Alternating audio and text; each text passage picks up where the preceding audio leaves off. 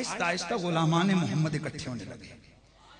इतने में हजरत खजीमा अंसारी रजी अल्लाह तआला अन्हु तशरीफ लाए। क्या हो रहा है? भाई यहूदी से हुजूर का लेन देन का मामला है।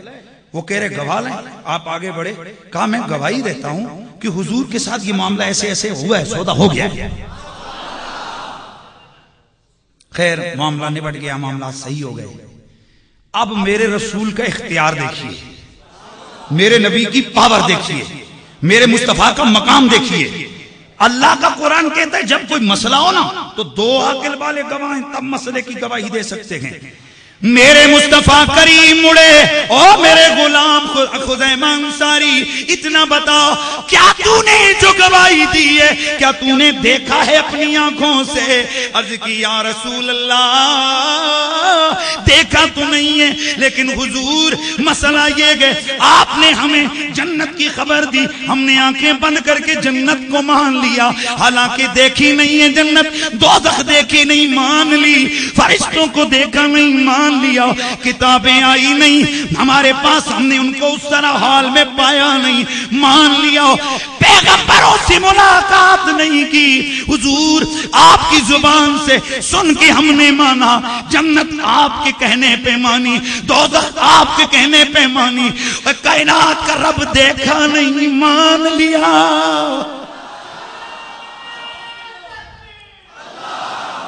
हुजूर सारी चीजें हमने बिन देखे, हमने आपके तमाद पर, आप पर भरोसा करते हुए, आपको सच्चा मानते हुए, हमने इन सारी चीजों को, सब किसी को हमने माना। हुजूर जब आपने इतने बड़े बड़े मामलात में यकीनन गलत नहीं फरमाया, आपने यकीनन खिलाफे वाक़या नहीं फरमाया, तो हुजूर इस छोटे से मसले पर आप कैसे खिलाफे वाक़या फरमा सकते हैं? मेरे आका ने ऐलान किया, फरमाया जा खुज़ैमा आज के बाद तू अकेला गवाही देगा, दो के कायम मकाम। कितनों के बोली? दो के कायम मकाम, दो के। या रसूल अल्लाह अबू बकर इन सबसे अफजल है, अली की कितनी हैसियत है, अली गवाही दे कितनी, अबू बकर गवाही दे कितनी, ऊंचा बोलिए, ऊंचा बोलिए। कुरान कहते हैं दो गवाही देंगे, रसूलुल्लाह कहते हैं फरमाते हैं एक खजीमा देगा दो के बराबर होगी। ये क्या है? मेरा मालिक फरमाते मेरा यार जो दे ले लो, जो दे ले लो, इसलिए कि मेरा हबीब अपनी ज़बान से जो कुछ कहता है वो तब कहता है जब मैं कहलवा देता हूं। कहने वाला इसीलिए झूम कर मोहब्बत में कहते हैं ओ दे रुतबे कोई ना तोले, ओ दे रुतबे कोई ना तोले, ओ दे रुतबे कोई ना तोले, ओ दीरी सा कौन करे जे दे मुंह विचों रब बोले, ओ दीरी सा कौन करे जे दे मुंह विचों। तो मेरा नबी जो दे। अच्छा एक हदीस मुस्नद अहमद बिन हंबल के अंदर मौजूद है, मकाम मुस्तफा की बात हो रही है ना, शान मुस्तफा की हैसियत, मेरे आका का मकाम क्या है अल्लाह की नजर में। और यहां एक बात ज़हन में रखना, माफ करना मैं एक बात समझाने लगा हूं, मेरे आते हुए कानों में कुछ दोस्तों ने बात डाली, तो मैं कोशिश किया करता हूं कि ताकि कुछ कुछ मसाइल जो है ना वो हल हो जाए। बोला जी ये जो आपके अहमद रजा बरेलवी है ना, ये अपने आप को कहते हैं मैं मदीने का कुत्ता हूं। क्या हूं? मैंने कहा किसका? बोला मदीने का। मैंने कहा शुक्र है मदीने के हैं ना। तो कहा जी देखे कुत्ता का है अपने आप को, कुत्ता तो प्लीद होता है, और फिर जो जो कह सकते थे लोग कहते हैं। मैंने कहा हुजूर, कई दफा हमने देखा है कि आपके बुजुर्ग हजरात आते हैं, कोई बोलने वाला आता है तो आप नारे लगाते हो, देखो देखो कौन आया, शेर आया। मैंने कहा शेर पाक होता है? भाई बोलिए, शेर पाक होता है? तो मैंने कहा माशाल्लाह, फिर वही लैंग्वेज हमारी भी आ जाए तो क्या बराबर रहेगा काम? अगर कुत्ता पलीद है तो शेर भी तो पलीद है।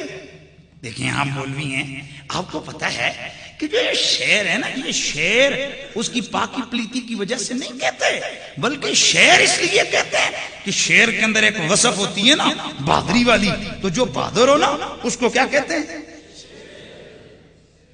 मैंने कहा अच्छा अच्छा अच्छा अच्छा अच्छा अच्छा अच्छा अच्छा अच्छा अच्छा। इससे पता चला, और आपको भी पता है कि ये मुशब्बा और मुशब्बा भी तलबा के लिए, जब मुशाबियत हो ना तो मुशब्बा और मुशब्बा भी में कुल्लिल वजू मुनासबत जरूरी नहीं है। ये नहीं है कि जिसको शेर कहो तो जाकर उसके आगे गोश्त डाल दो, क्योंकि जी तुम्हारे शागिर्दों ने कहा था हमारा उस्ताद शेर है, तो हमने कहा थोड़ा सा गोश्त डाल के आ जाए। ऐसा है ना? बोलिए। नहीं ना बोलिए। बोला नहीं यार, शेर गोश्त खाने के हवाले से नहीं, पंजों के हवाले से नहीं, दुम के हवाले से नहीं, बाल वगैरह के हवाले से नहीं, शेर दलेरी के हवाले से। शेर के अंदर एक वसफ है और वह वसफ है दलेरी, इसलिए जो दलेर हो उसको शेर कहते हैं। मैंने कहा सोना, अपनी बारी आई तो शेर की प्लीति से कैसे जान छुड़ाई? हमसे भी तो पूछ। हम अगर मदीने वाले का कुत्ता कहते हैं तो मतलब क्या है? कहा आप क्यों कहते हैं? मैंने कहा दरअसल जैसे शेर की एक वसफ है ना कि वो दलेर होता है, इसी तरह कुत्ते की एक वसफ है दोनों प्लीद। वो भी प्लीद है, ये भी प्लीद है, वो भी नापाक है, ये भी नापाक है, वो भी प्लीद है, यार का जिगर, वो भी प्लीद है, ये भी, उसका जूता भी नापाक, इसका जूता भी नापाक है। लेकिन शेर की एक वसफ है, वो दलेर होता है, इसलिए जिसमें दलेरी आए लोग उसको शेर कहते हैं। तो सुन, जो कुत्ता है वो भी पलीद होता है, लेकिन कुत्ते की एक वसफ है। कहा वो क्या? मैंने कहा कुत्ते की जो वसफ है मशहूरा है वो ये है कि वो वफादार होता है, वो वफादार होता है। जिसका खा ले, ना यार ऐसे नहीं, जिसका खा ले उसे भोंकता नहीं, जिसका खा ले। पर हाँ हल्काया न होवे ते तवज्जो है ना यार, इसमें कौन सी बात है? जब तक वो पागल ना हो तो पागल हो फिर नहीं देखता कौन मालिक है कौन पड़ोसी है, फिर सबकी तरफ दौड़ता है। तो कुत्ते की वसफ यह है कि वो पलीद होकर वफादार होता है, पलीद होकर जिसका खाए उसे भौंकता नहीं, जिसका खाए उसे भौंकता नहीं, मालिक को भौंकता नहीं। तो सुन, हम सुन्नी कहते हैं या रसूल अल्लाह, आका हम आपके कुत्ते हैं। मतलब क्या? आका कुत्ता जिस घर से खा ले वहीं पे जमा रहता है, गद्दारी नहीं करता। आका हम कुत्ते हैं आपके, आपका सदका खा रहे हैं, आपके गीत हम गा रहे हैं।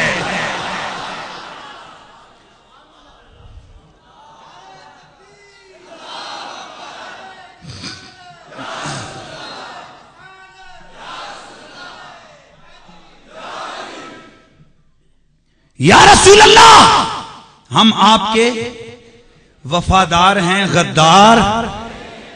हाँ, इसलिए मेरे आला हज़रत फरमाते हैं, क्यों कर कोगी तेरी बात पूछे, क्यों कर तेरी कोई